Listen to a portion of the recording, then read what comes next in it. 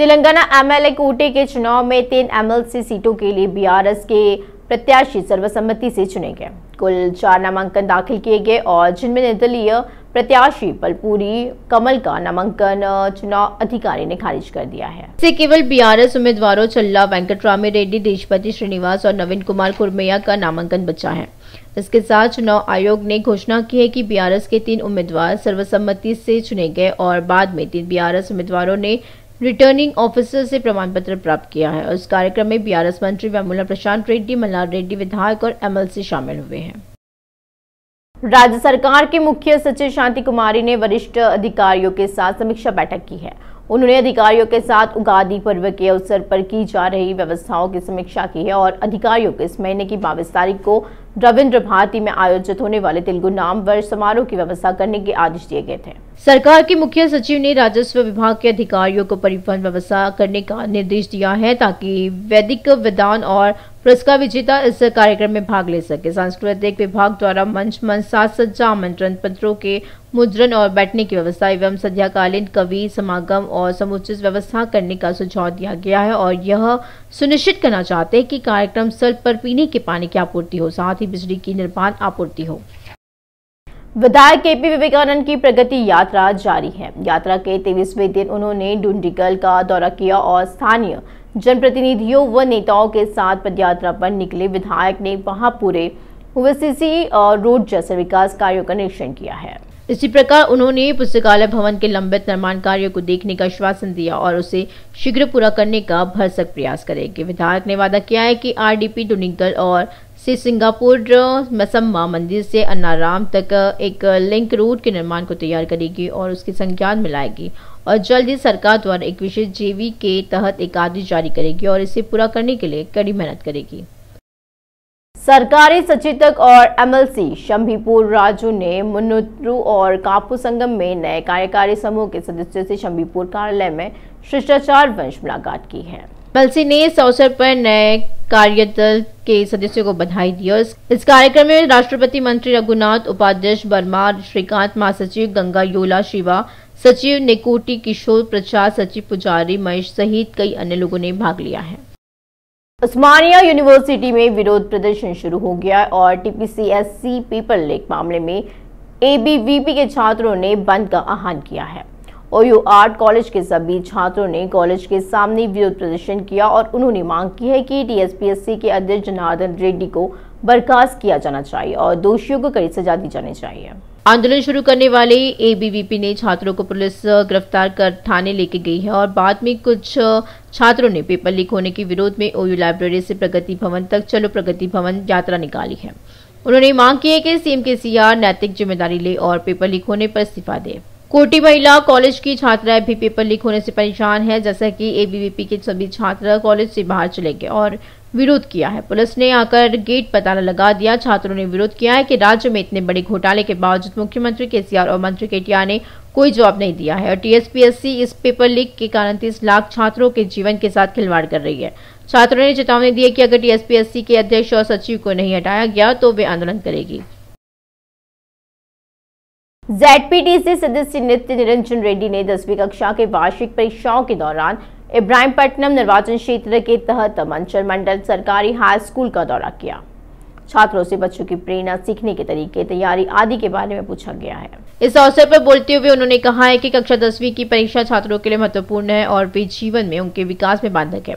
इसलिए सभी ने छात्रों से कहा कि वे अच्छी तरह से अध्ययन करें और सर्वोत्तम परिणाम प्राप्त करने के लिए कड़ी मेहनत करें। साथ ही दोपहर के भोजन में साफ सफाई रखकर स्टाफ को गुणवत्तापूर्ण भोजन उपलब्ध कराने को कहा। पूज्य गुरु श्री अमृतानंद सरस्वती के द्रव्य आशीर्वाद से अमृता मिशन के तत्वाधान में विश्व शांति और कल्याण के लिए सीता मनोहरी और पुष्पेश्वरी ने कुकटपल्ली के वसंत नगर कॉलोनी में होमम किया है।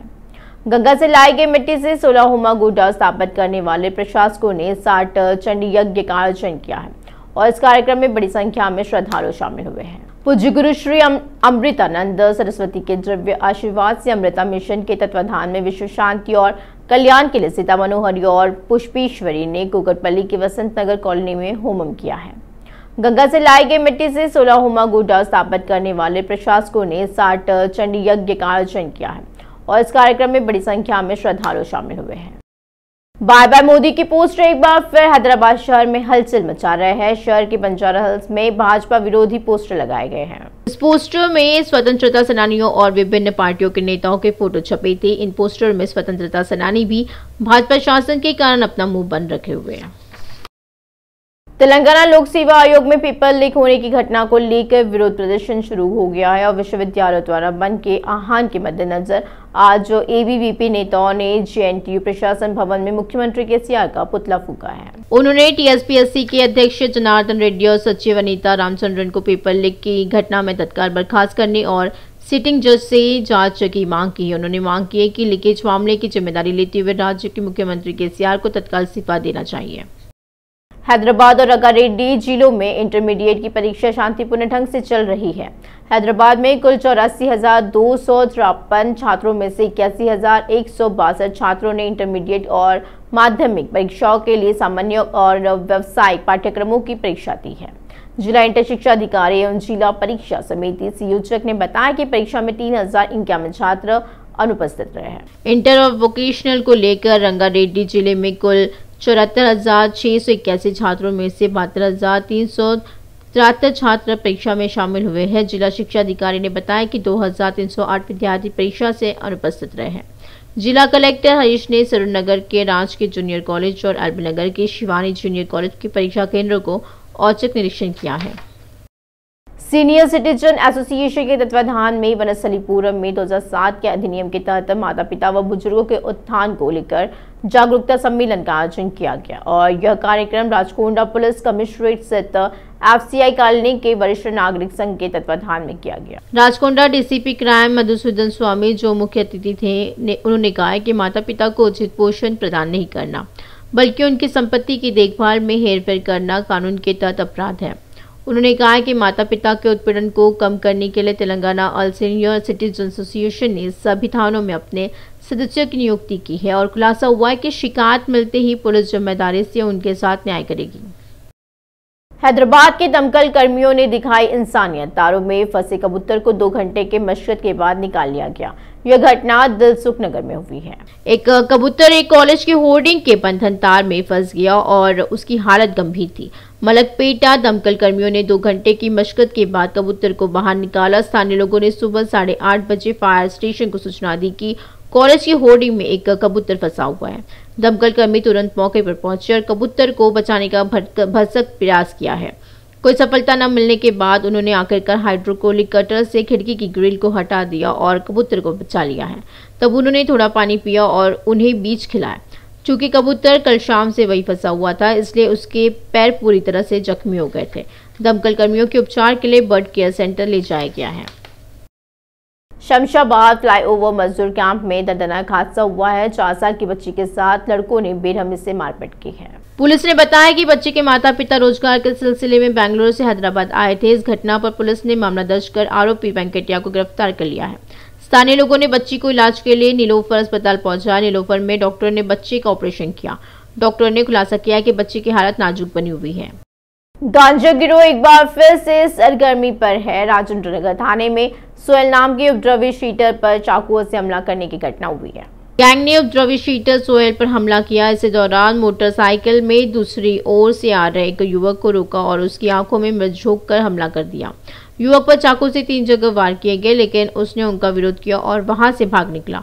बाद में पीड़िता ने राजेंद्र नगर थाने में शिकायत दर्ज कराई। हुसैन के खिलाफ मामला दर्ज कर लिया गया है। शहर में पुलिस की मनमानी एक बार फिर सामने आ गई है। 15 मार्च को पुलिस ने शहर में नागोल और चैतन्यपुरी सड़कों पर वाहनों की जांच की और इसी क्रम में केदारनाथ नाम के युवक के बिना बाइक रोके जाने का प्रयास किया है। चेकिंग एसआई ने उस पर एक फाइबर बैटन फेंका और यह उनके सिर पर जोर से लगी और केदारनाथ बाइक से नीचे गिर गए। इस घटना से उनके सिर पे गंभीर चोटें आई है। केदारनाथ की तुरंत स्थानीय अस्पताल में ले जाया गया। स्थानीय लोगों ने रोष जताते हुए कहा कि अगर बाइक नहीं रोकी गई तो क्या पुलिस ऐसे ही हमला कर देगी। उनके परिजनों ने एसआई प्रसाद के खिलाफ कार्रवाई की मांग की है। बीसी राज्य अधिकारी समिति के संयोजक दास सुरेश ने कहा कि केंद्र और राज्य सरकारें प्रवासी भारतीयों के साथ घोर भेदभाव कर रही है। बागलिंगमपल्ली ने शहर में राज्य अधिकार समिति के कार्यालय में केंद्र और राज्य सरकारों की आलोचना की है। खाड़ी देशों और दूसरे देशों में काम करने वाले भारतीय हर साल 14 लाख करोड़ रुपए वापस भेजते हैं। दसू सुरेश ने कहा है कि उस पैसे से भारत एक आर्थिक शक्ति के रूप में विकसित होगा।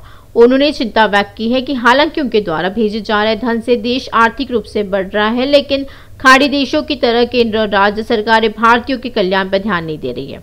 सुरेश ने मांग की है कि प्रवासी भारतीयों से किए गए वादों को पूरा किया जाना चाहिए और उनके कल्याण के लिए प्रतिबद्ध होना चाहिए। शाहीन ग्रुप के चेयरमैन अब्दुल कादिर ने कहा है कि मदरसा छात्रों को आधुनिक शिक्षा दी जानी चाहिए और आधुनिक तकनीक से परिचित कराया जाना चाहिए। धार्मिक शिक्षा को आधुनिक शिक्षा से जोड़ा जाना चाहिए। शाहीन ग्रुप ने मदरसा प्लस प्रोजेक्ट शुरू किया है, जिसका उद्देश्य आधुनिक शिक्षा का अध्ययन करने वाले को कुरान के मूल्य की शिक्षा देना और एक आदर्श व्यक्तित्व का विकास करना है। देश भर में एक आंदोलन के स्तर पर यह प्रोजेक्ट चलाया जा रहा है। मदरसा के 5000 और हाफिज कुरान के 5000 और छात्रों को आधुनिक शिक्षा में शामिल करने की योजना तैयार की गई है। मीडिया प्लस ऑडिटोरियम में मशहूर अर्थशास्त्री अमीरुल्लाह खान, मौलाना गियास अहमद रशदी, सैयद अनीसुद्दीन, मौलाना केसर, मुफ्ती अब्दुल मजीद, शहीद गोरे ने शिरकत की है। कादिर ने कहा है कि हिफ्ज़ कुरान प्लस परियोजना एक बड़ी सफलता रही है। इस प्रोजेक्ट की सफलता के बाद कई उलेमाओं ने इस प्रोजेक्ट की सराहना की है। जमीयत उलमा के अध्यक्ष मौलाना Arshad Madani, all India Muslim personal law board के महासचिव मौलाना खालिद सैफुल्लाह रहमानी, कई मदरसा छात्र कम से कम 10वीं कक्षा को पूरा करने की योजना बनाना चाहते हैं। उन्होंने बताया कि मदरसा में हिफ्ज़ पूरा करने वाले 5000 छात्रों को मुफ्त आवास मुहैया कराकर आधुनिक शिक्षा देने के लिए यह प्रोजेक्ट तैयार किया गया है। मौलाना गियास अहमद रशदी ने कहा कि NIOS के माध्यम से उन्हें 10 पूरा करने का मौका दिया जाएगा और इस तरह से 5000 बच्चे 18 महीने में NIOS के जरिए उर्दू मीडियम के जरिए 10th पास करेंगे। ये असली तालीम से जोड़ने का एक बड़ा मंसूबा है और उस मदरसे में मौजूद ज़ेर तालीम हिफ्ज़ के ज़ेर तालीम बच्चे और आलिमियत के ज़ेर तालीम बच्चों को भी हम मैथमेटिक्स और लैंग्वेजेस पढ़ाते हुए AICU के ज़रिए उनके सब्जेक्ट को इम्प्रूव करेंगे और उनको भी 10th पास कराएंगे आइंदा। इस तरह से 10,000 स्टूडेंट्स को जोड़ने का मंसूबा है। इसमें अल्हम्दुलिल्लाह बहुत ज़्यादा सपोर्ट मिल रहा है। पूरे मदरसों का सिलेक्शन हो गया है और इसकी स्पॉन्सरशिप भी मिल रही है।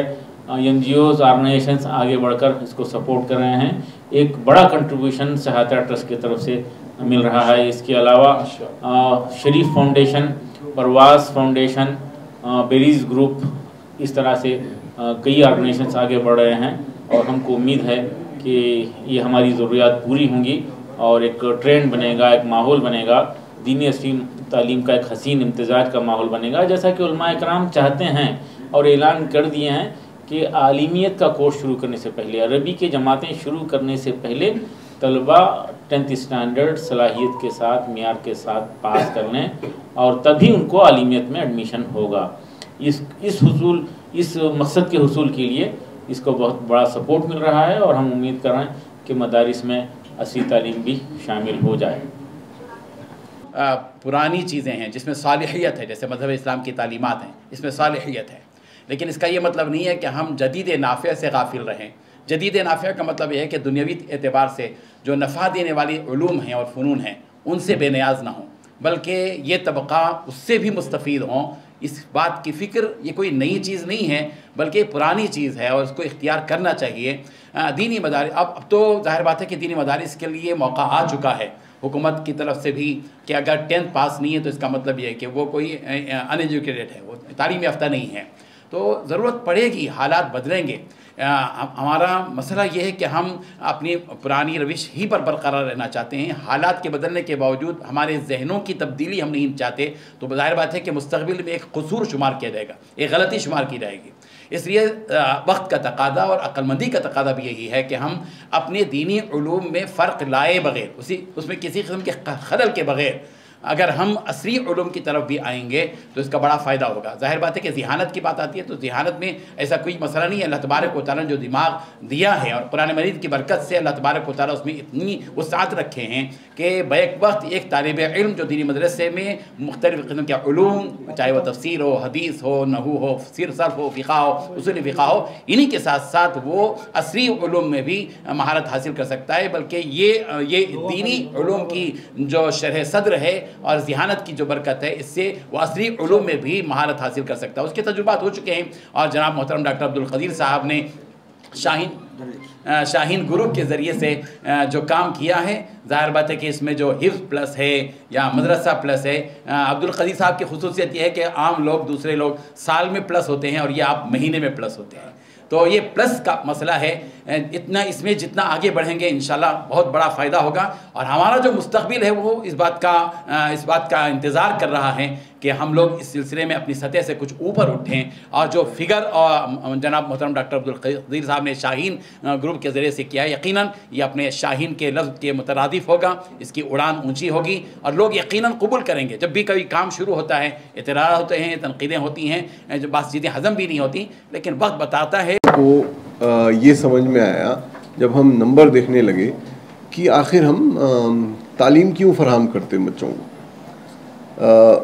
पिछले 50 साल में हमेशा ये रहा कि हम कितने बच्चों को 10वीं पास करा दें, कितने बच्चों को 12वीं करा दें, कितने इंजीनियर बन जाएं, कितने डॉक्टर बन जाएं।